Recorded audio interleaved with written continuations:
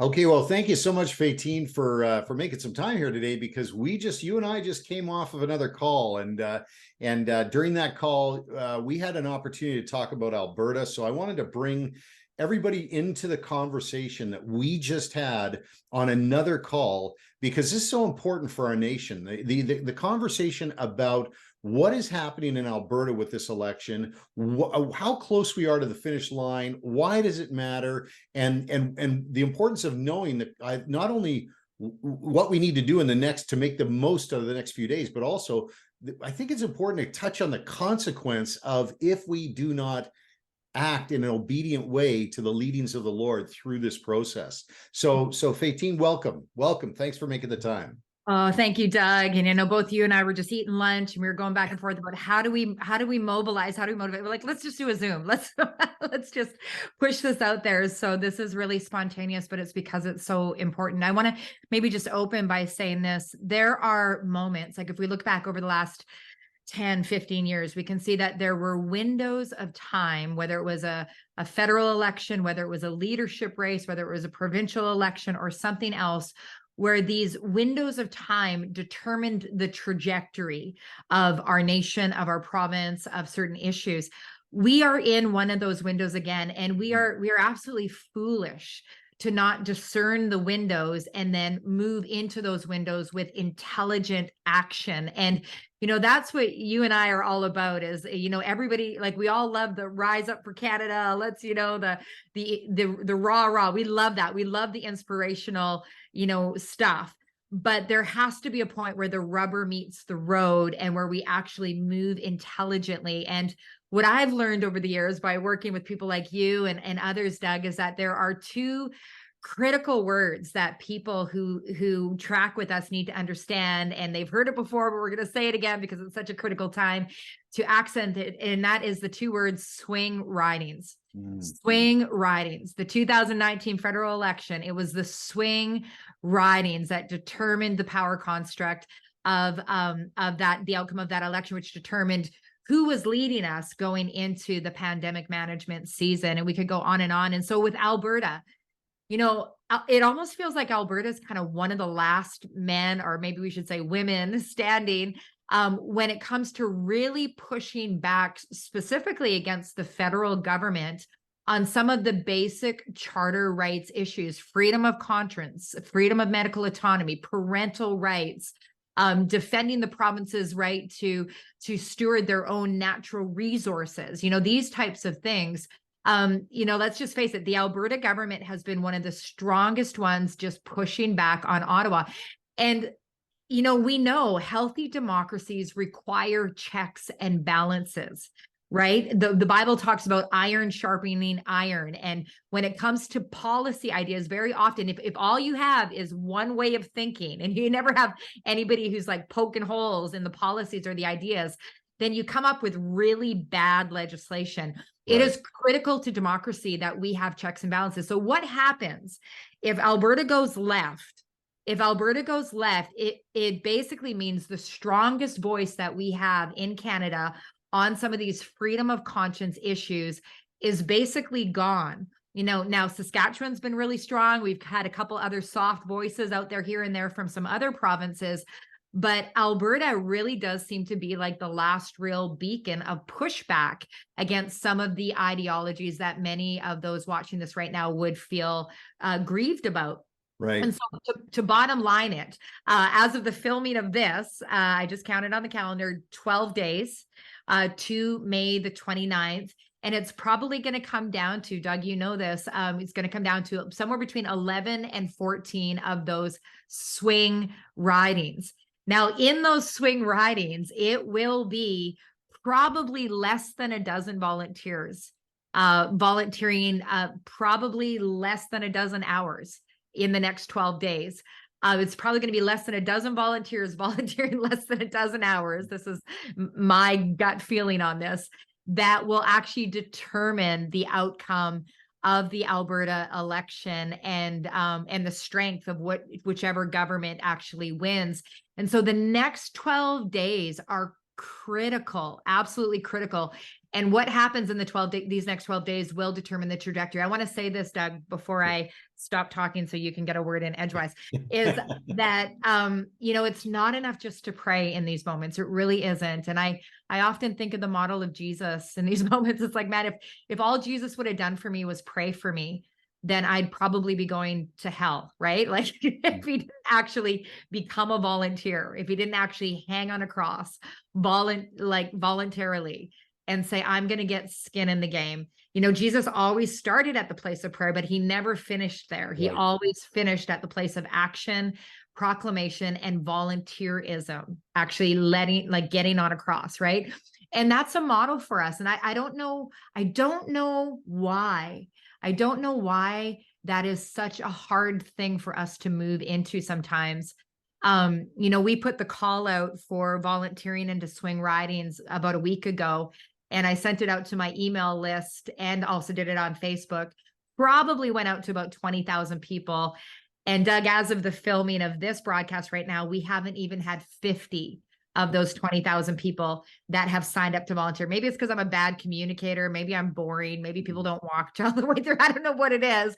But just to say, I'm not going to get off of this, because we have seen consistently whoever shows up or doesn't show up in these key windows sets the trajectory of our nation and of provinces. So it's a really big time. Well, and let's just probe that a little bit about the people that are perhaps listening to this, and they might be saying to themselves, well, hey, wait a second. First of all, I don't live in Alberta. Second thing is that I have been told by my pastor or my counselors that I should operate in my own lane. These are things that you talked about this morning, and you actually gave some pretty good examples as to how you respond when we're in a crisis situation, because I think people, the citizens that follow us, they can tell the difference between go time and time of refreshing. So it's go time, and it's crunch time, and it's time for all of us to get together and really put some effort in. Tell us about, what would you say to those people that are not in the province, or maybe in the province and thinking that they are operating on a different mountain or in a different lane? Yeah. Well, the first thing I would say is write down a website. That's the number 4, NLBCanada.ca. And we probably should have said that right at the beginning before we lost a few people. We got to crack jokes or something. I don't know, Doug, just to keep people right till the end, right? But formycanada.ca.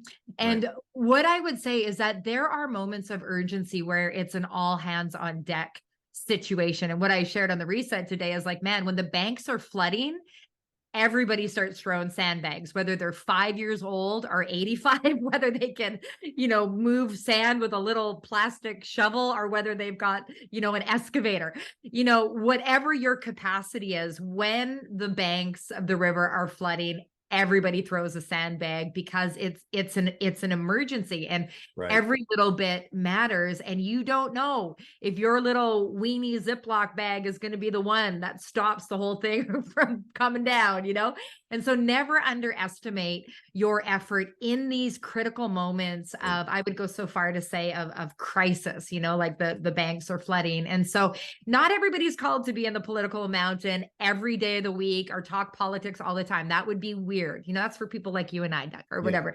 Not everybody's called to this all the time. Just like I'm not called to, I don't know, I'm not a ballerina. I don't like, there's things that I'm not called to focus on all the time, but there are moments where we need to come together for the sake of the nation. And this is one of those moments. And I liken it to stuff like, when your church does an outreach, right? You might not be that guy that's evangelizing every single weekend at the gas station or in the park. But when your church does an outreach, everybody comes together, and maybe you're the one flipping the hot dog, and maybe you're the one plugging in the cables for the guitarist, but everybody brings their effort in that moment, even if they're not an evangelist every day of the week. Right. This is that kind of a moment in the governmental sense that we can all bring our strength forward. Sorry.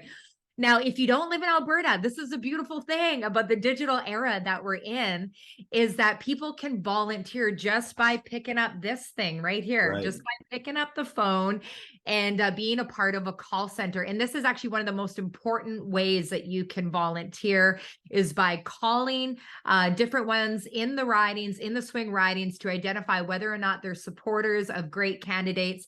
And that gives the campaigns a list of people that they can contact on the day of the election. And maybe you'll be one of those people contacting to help actually get out the vote. Because in these tight swing ridings, it isn't always the most popular candidate that wins, but it's the one who actually gets their people out to vote. Right.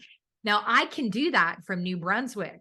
I can do that from the Yukon. I can do that from Nunavut. I can do that from Quebec through this thing right here. So again, if people go to ForMyCanada.ca, there's a sign-up form where you can just fill out your information. We have people that will call you, hopefully today. They will train you, they will coach you, and they will connect you with one of those strategic swing ridings. Now, if you live in Alberta, you can do even more. You know, you can go to the office, you can pour coffee, you can put out the signs, you can be those boots on the ground, or you can drive to Alberta. You know, I know people that have actually moved to Alberta for a month just to help out in critical campaigns.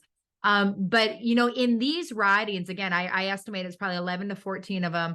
You know, it will probably be less than a dozen volunteers volunteering less than a dozen hours over the next 12 days that will determine the power outcome of this election. Wow, that's 12, 12, 12. 12 days, 12 volunteers, 12 hours. Come on, the math is easy. We can do this. All we have to do is get in touch with Faytene. And you know what? I appreciate it if you want to pray about it, but make it quick, because there's, again, only 12 days left. Because the banks are flooding. Yeah, the banks are flooding. The banks are flooding. No one cares if you're a dentist or a hairstylist or an evangelist. Everyone fills sandbags, you know. So and nobody is going to be going to your dental office when the banks are flooding, right? Exactly. All right. Well, I'm glad that we're sharing this, Faytene. Is there anything else that you want to add before we go here? Because at this point in time, like I say, I really want to drive people that have a heart for Canada, that believe that it's important to take action, to have them get in touch with you. And if they go to For My Canada, is there anything like that you can just say to encourage them to make that move? Because I really want them to do it.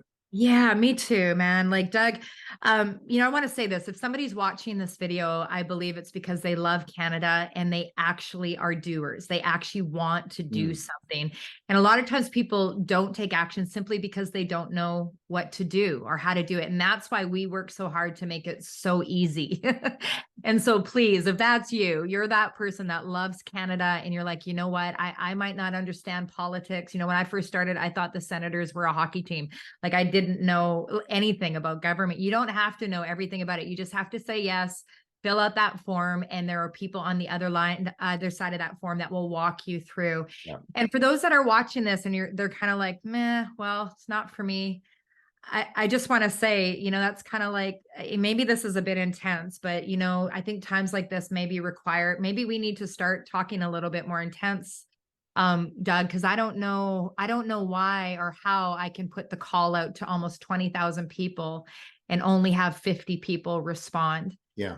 To me, that's very troubling. It's very, very troubling, because that's, to me, akin to somebody watching the banks flood or watching a forest fire come, and you got a power hose sitting right there by your side. And rather than picking it up and turning it on, you just sit there and sip a coffee. It doesn't connect to me. And I pray that we can understand the gravity of these moments, that these are windows, these are moments that determine the world our children will live in. Yeah. Absolutely. And so we have nothing to lose but just a little bit of time, right? Nothing to lose but a little bit of time. You're going to spend that time doing something anyway. Might as well spend it changing your nation, fighting for the future of your children and grandchildren. It's time. It's time for the 50 to become 5,000. Amen. Amen. And no time like the present. Thanks, Faytene. I appreciate you taking this time. Like I say, I'm so happy that you and I are in relationship, and I'm so glad, all of you that are watching this message, that you are really prayerfully considering responding by getting in touch with Faytene at mycanada.ca. That's the number 4, mycanada.ca, and fill out that form and get in touch with Faytene, because she has got people standing by to help you help our nation. Thanks, Faytene. Yeah, thank you, Doug. Really appreciate you and all of your viewers.